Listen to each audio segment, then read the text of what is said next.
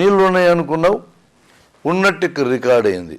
ఉన్నాయా లేవో తేల్చుకోవడానికి వెళ్ళావు, లేవని తేలింది. ఈ రకమైన సంవేదన జరుగుతూనే ఉంది, సంయోగం ప్రకృతి జరుగుతూనే ఉంది. కాబట్టి శాస్త్రీయమైన దృష్టి ఏ సమూహానికి ఆ సమూహం తమ జీవితానుభవంలో భాగంగా మనిషి సంపాదించుకున్నాడు తప్ప అది విదేశస్తుల నుంచి వచ్చింది లేకపోతే ఇక్కడ మన దేశస్తుల నుంచి వచ్చింది ఇలాంటి వాదనల్లో అర్థం లేదు. ప్రతి మానవ సమూహము శాస్త్రీయ దృష్టిని జీవితానుభవంలో భాగంగా సంపాదించుకుందనేదే వాస్తవం. చాలా మంచి విషయాలు చెప్పారు సార్. పంచేంద్రియాలు అని అంటుంటారు సార్, వీటినే జ్ఞానేంద్రియాలు అని కూడా అంటారు. వీటి పాత్ర ఏంటి అసలు?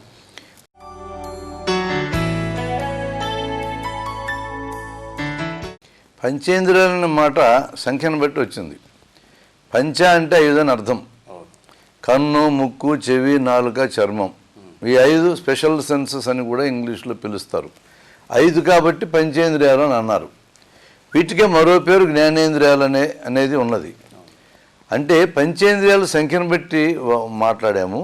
జ్ఞానేంద్రియాలు అనే మాట ఎందుకు వాడామంటే ఈ 5 ఇంద్రియాల ద్వారా మన మెదడుకి అందే దాని పేరు జ్ఞానం. ఎరుక లేదా తెలియడం, దీన్ని జ్ఞానం అని మనం పిలుస్తాం. అంటే బయట సమాచారం ఉంది మనకు వెలుపల, ఈ ఇంద్రియం ఏదో ఒక ఇంద్రియం ద్వారా లోపలికి వెళ్ళింది సమాచారం, మెదడులో ముద్ర పడుతుంది. ఈ పడిన ముద్ర పేరే జ్ఞానం. ఈ ముద్ర పడిన దాని పేరు జ్ఞానం. మనం కంటితో చూడడం అంటాం, కానీ జ్ఞానేంద్రియాల దగ్గరకు వచ్చినప్పుడు ప్రతిదాన్ని చూడడం అనే మాటే వాడతాం. తత్వశాస్త్రంలో కానీ తర్కశాస్త్రంలో కానీ రెంటిలో చూడడం అంటే కంటితో చూడడం అని అర్థం కాదు. విని చూడడం, రుచి చూడడం, తాకి చూడడం, వాసన చూడడం, అన్నీ చూడడం అనే అర్థం. ఈ 5 చేసే పనులు చూడడం అని అంటాం. కాబట్టి వీటి ద్వారా సమాచారం అందుతుంది కాబట్టి వీటిని జ్ఞానేంద్రియాలని కూడా పిలిచాం. దృక్పథం అన్నారు కదా సార్ ఇందాక మీరు. ఈ దృక్పథం ఏర్పడడానికి ఏ ఏ కారణాలు ప్రధానమైన కారణాలు అయితే?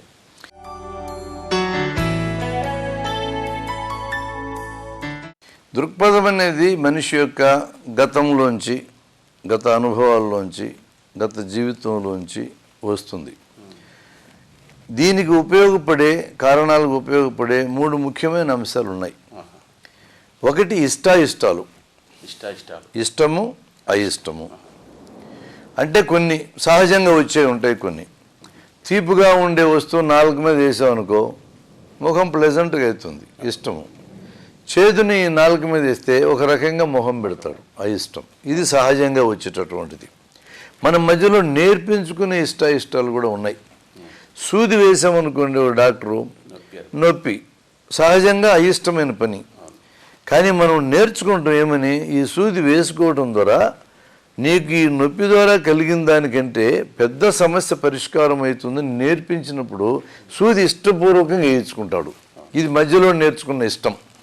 కాబట్టి ఇష్టము అయిష్టము 2 కూడా కొన్ని పుట్టుకతో వచ్చే ఉంటాయి, కొన్ని మధ్యలో నేర్చుకునే ఉంటాయి. రెండో ముఖ్యమైన కారణం పరిస్థితులు. పరిస్థితులను బట్టి వ్యక్తిత్వం రూపకల్పన జరుగుతుంది. అలాగే పరిస్థితిని బట్టి దృక్పథం కూడా రూపకల్పన జరుగుతుంది. వ్యక్తిత్వానికి దృక్పథానికి రెంటికి రూట్ కాజెస్ ఈ 3. మూడవ అంశం ఏంటంటే వివేకం అనేది నీ దృక్పథాన్ని నిర్ణయిస్తుంది. వివేకం ఈ మాటకి స్పెషల్గా అర్థం ఉంది, మనం దాన్ని పరిశీలిద్దాం. వివేకం అనే మాటని ఇంటెలిజెన్స్ అని కూడా పిలుస్తున్నారు. వివేకము 2 అంశాల గురించి ఎప్పుడు మాట్లాడుతుంది. సత్యము, ధర్మము. ఈ రెంటిని గురించి మనకు ఏం తెలుస్తుందో దాని పేరు వివేకం. సత్యము అంటే ఏంటి సార్?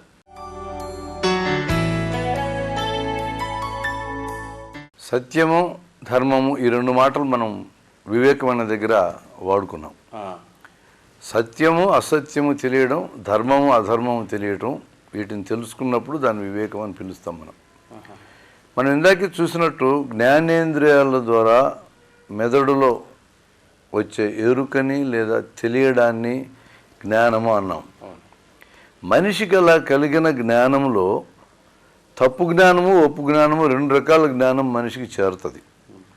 ఒప్పు జ్ఞానము లేదా సరైన జ్ఞానం అంటే అర్థం ఏంటంటే దేని ద్వారా నీకు జ్ఞానం కలిగిందో అది ఈ కలిగింది 2 ఒకదానికి కూడా సరిపోలాది.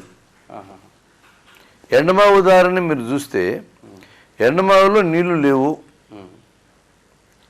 నీళ్లు లేవని నీకు తలలో ఎరుక కానీ జరిగితే తెలిస్తే ఉన్నది ఉన్నట్టు తెలిసినట్టు. అక్కడ నీళ్లు లేకపోతే ఉన్నట్టు తెలిసిందనుకో, దాని పేరు తప్పు జ్ఞానం. అక్కడ ఉందొకటి, నీకు తెలిసింది మరొకటి. ఒక నీళ్ళల్లో కర్పలను పెట్టావు అనుకో, పుల్ల వంగినట్టు కనపడుతుంది.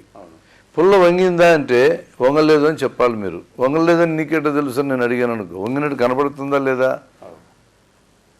ఆడ వంగలేదు అనేది వాస్తవం, పుల్ల వంగల, కానీ వంగినట్టు నీకు కనపడదు. అక్కడ ఒకటి ఉంటే ఇక్కడ మరొకటి కనపడదు. ఇది తప్పు జ్ఞానం. తప్పు జ్ఞానం అంటే అక్కడ ఉన్నదానికి నీకు కలిగేదానికి సంబంధం ఉండదు. తప్పు జ్ఞానం పేరే అసత్యము, దాని పేరే భ్రమ. ఒప్పు జ్ఞానం పేరే సత్యము, దాని పేరే ప్రమ. ఇది ప్రమ, అది భ్రమ. భ్రమ అంటే సరైనది, సత్యము, ఒప్పు జ్ఞానము. అక్కడ ఏది ఉంటే అదే ఇక్కడ రిఫ్లెక్ట్ అయింది. రియాలిటీ అంటే బయట మన ఆలోచనకి వెలుపల ఉండే దాని పేరు రియాలిటీ. వాస్తవము అంటే రియాలిటీ. రియాలిటీ ఎలా ఉంటే అలా ఇక్కడ ప్రతిబింబిస్తే దాని పేరు సత్యము అంటాం. కాబట్టి సత్యం అనేది నీ జ్ఞానములో భాగం, నీ కలిగిన జ్ఞానములో భాగం. సత్యం వెలుపల ఉండదు, నీ లోపల ఉంటుంది. వెలుపలుండే పేరు వాస్తవం. వెలుపలుండేది నువ్వు ఉన్నా లేకపోయినా ఉంటుంది, నీకు తెలిసినా తెలియకపోయినా ఉంటుంది, అసలు నీ ఆలోచనతో ప్రమేయం లేకుండా ఉంటుంది. అది ఎట్లుందో అట్లా ఇక్కడ రికార్డ్ అయితే దాని పేరు సత్యము. అక్కడ ఒకటి ఉంటే ఇక్కడ ఇంకొకటి రికార్డ్ అయితే అసత్యము. అది తేడా. దీని సత్యాన్ని మరికొంత వివరంగా మన పూర్వీకులు చెప్పారు. తర్కశాస్త్రంలో చెప్పారు, తత్వశాస్త్రంలో చెప్పారు. దాదాపు 2-3 వేల సంవత్సరాల వెనకే చెప్పారు దీన్ని. సత్యం సార్వత్రికం అని చెప్పారు. సర్వ త్రై, దీనికి 3 లక్షణాలు ఉంటాయన్నారు. ఫలానా వాక్యం సత్యము అనాలి అంటే అది ఎవరికైనా ఒకే రకంగా కనపడాలి, ఎక్కడైనా ఒకే రకంగా కనపడాలి, ఎప్పుడైనా ఒకే రకంగా కనపడాలి. ఎవరికైనా ఎక్కడైనా ఎప్పుడైనా. ఈ ఎవరికైనా అంటే ఇప్పుడు మీకు కనపడింది ఇది సత్యమని మీరు అన్నారు. సత్యం అవునో కాదో నాకు తెలిసి చెప్పని నేను అడిగా, నాకు కూడా నువ్వు చూపించవచ్చు. అట్లే చూపించాలి. నేను ఎదురుగా ఉన్న చూపించగలవు. హైదరాబాద్లో అయితే ఇట్లుంటుంది కానీ మా కర్నూలులో ఉండదు, ఇట్లా విజయవాడలో ఇట్లుండదు అన్నాను. అక్కడికి పట్టుకెళ్ళి చూపించవచ్చు. కొంచెం కష్టసాధ్యమైనది అంశం ఏంటంటే ఈ మూటిలో ఎప్పుడు అనే మాట చాలా విలువైనది. నిన్న ఇలాగే ఉన్నది, ఇవాళ ఇలాగే ఉన్నది, రేపు ఇలాగే ఉంటుంది. దీనికి ఒక ఉదాహరణ మనం చూద్దాం సులభంగా అర్థమయ్యేదాన్ని. వైద్యానికి కూడా దీన్ని ఇలానే మనం అన్వయించవచ్చు, అప్లై చేయొచ్చు. నిప్పు కాలుతుంది అని ఒక స్టేట్మెంట్ నేను ఇచ్చా. ఇది సత్యమో అన్నా అంటే ఎవరికైనా కాలుతుంది అని అర్థం.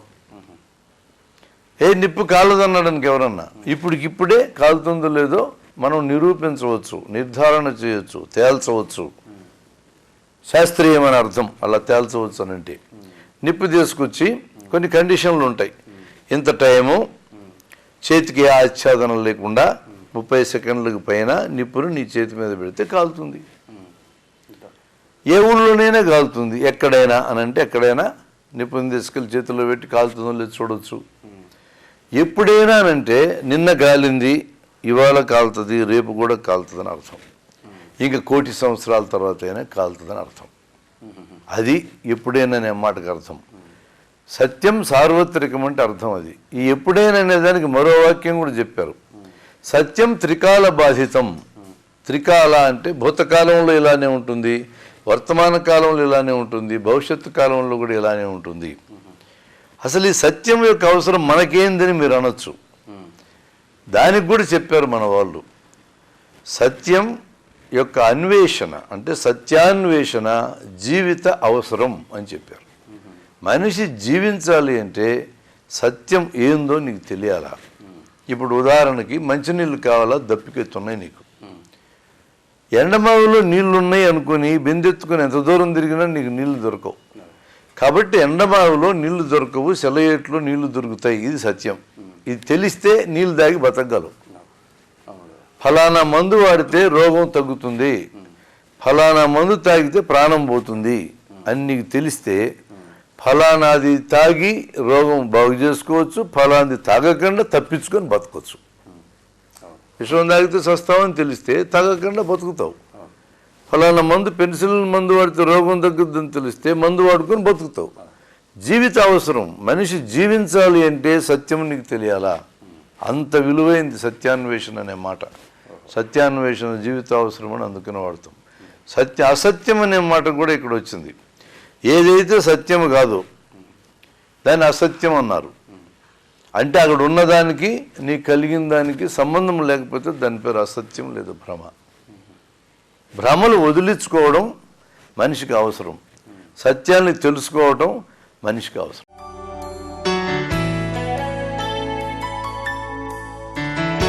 రోగ నిదానం. రోగికి ఉన్న వ్యాధిని నిర్ధారించడమే రోగ నిదానం. ఆధార సహిత వైద్యం. నా అనుభవం అనే దానికి ఇక్కడ ప్రాధాన్యం ఉండదు. దీనిని ఎవరైనా ఉపయోగించవచ్చు. దీనికి శాస్త్రీయ దృక్పథం అవసరం. శాస్త్రీయమైంది అంటే ప్రయోగానికి నిలబడేదే శాస్త్రీయమైంది. బల్లి శాస్త్రం, జ్యోతిష శాస్త్రం ఈ కోవలోకి రావు. దృక్పథం అంటే చూసే చూపే దృక్పథం. పుట్టుకతో ఎవరికీ ఏ దృక్పథం ఉండదు. ఇది ఇష్టాయిష్టాలు, పరిస్థితులు, వివేకం అనే 3 అంశాలపై ఆధారపడి ఉంటుంది. జ్ఞానేంద్రియాలు. కన్ను, ముక్కు, చెవి, నాలుక, చర్మం వంటి ఇంద్రియాల వల్ల కలిగేదే జ్ఞానం.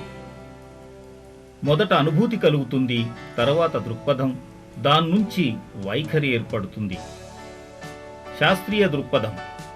సరైన దృష్టే శాస్త్రీయ దృక్పథం. ఇది పాశ్చాత్యుల భావన అనడం తప్పు. సత్యం. సత్యం మనకు కలిగే భావనలో ఒక భాగం. ఇది సార్వత్రికం, త్రికాల బాధితం. సత్యాన్వేషణ జీవిత అవసరం.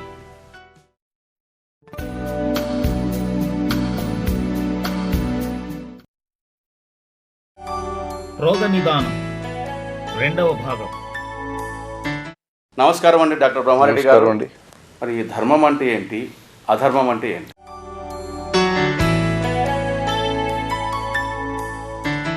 ఈ పదము కూడా చాలా మిస్యూజ్ అయిన పదమే. దేని పెడితే దాని ధర్మాధర్మాల కింద మాట్లాడిన సందర్భాలు చాలా ఉన్నాయి. కానీ దీనికి ఉన్న సరైన అర్థం, ఇది తత్వశాస్త్రం, తర్కశాస్త్రంలోంచి వస్తాయి సరైన అర్థం. భాషలో మనకి ఎలా సంక్రమించిందో ఆ అర్థంలోనే ఎవరైనా వాడాలి. మన ఇష్టం వచ్చినట్టు వాడడానికి లేదు. భాషలో ఇది ముక్కు అన్నారు, నువ్వు కూడా ముక్కు అనాలా, నేను ముక్కు అనాలా, ఎదురుగుండోళ్ళు ముక్కు అనాలా, అంటేనే నేను ముక్కు గురించి సంభాషణ చేయగలను. నేను దీన్ని ముక్కు అనుకొని నువ్వు దీన్ని ముక్కు అనుకుంటే మనం మాట్లాడుకోలేం. కాబట్టి భాష సాంక్రమికం. భాష మీద మనకు అంతకంటే మించి అధికారం లేదు. అయితే మనం భాషలో కొన్ని కొత్త పదాలు కనిపెట్టలేమా అంటే కనిపెట్టవచ్చు. మనకి ఇదివరకు ఇనుప సుత్తి, కొయ్య సుత్తి, రబ్బరు సుత్తులు ఇట్లాంటివి తెలుసు. జంధ్యాల గారు 4 స్తంభాలాడు సినిమా వచ్చినాక మాటల్లో సుత్తి కొడుతున్నారనే కొత్త మాట వచ్చి చేరింది. అంటే ఏంటి? మాటలను మనం కనిపెట్టవచ్చు. ప్రజలందరూ దాన్ని అంగీకరిస్తే భాషలో భాగమవుతుంది. అప్పటిదాకా అది భాషలో భాగం కాదు. అయినా నా ఇష్టమయ్యా, నా చెవు నేనేం పేరైనా పెట్టుకుంటాను నువ్వు అంటే ఎవడికి అర్థం కాదు ఆ భాష. ఇంగ్లీషు బొత్తిగా తెలియని వాడి దగ్గర ఇంగ్లీష్ భాష మాట్లాడితే వాడు దేవరముఖం వేసుకొని చూస్తాడు. నీకంటే పులి అంటే భయము, సంపొద్దని, అరే పులిరా అంటే వెంటనే ఉలిక్కిపడి పారిపోతావు. ఇంగ్లీష్ వాడికి పులి అంటే తెలియదు, వాడు వెనకే పులి ఉండొచ్చు, అరే పులి వస్తుందిరా అంటే నీ హావభావాలు కూడా అర్థం కాలేదనుకో, వాట్ వాట్ అని అడుగుతున్నాడు. వాడికి ఏం తెలియదు. కాబట్టి భాష సాంక్రమికం. భాషగా లిమిటేషన్స్ ఉన్నాయి. కాబట్టి భాషలో ఏ అర్థం ధర్మానికి వాడిందో ఆ అర్థమే మనం వాడాలి. భాషలో ఏం వాడారంటే చేయతగినది, చేయతగనిది. ధర్మం అంటే ఇది చేయవచ్చు, అధర్మం అంటే చేయకూడదు. ఇది మంచిది ధర్మం, ఇది చెడ్డది అధర్మం, ఇది న్యాయము, ఇది అన్యాయము, ఇది నీతి, ఇది అవినీతి. ఇట్లాంటి డివిజన్ ఉంది. ఇక్కడున్న ప్రత్యేకత ఏంటంటే మనం గమనించాల్సింది, సత్యాన్ని ధర్మాన్ని గమనించినప్పుడు సత్యము మారదు, మనిషిని బట్టి మారదు.